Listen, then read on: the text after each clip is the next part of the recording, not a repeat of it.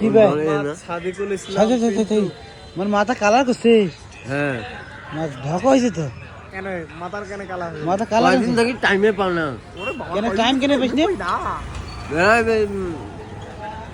8-10 দিন থাকি কেন কেন এ পিন্টু ভাই পান খাওয়াবা বাবা না না না আমাকে না, একটা তুমি পান ব্যস্ত খাওয়াও কেন ব্যস্ত মেলে কাজে ব্যস্ত। কালার করলু হ্যাঁ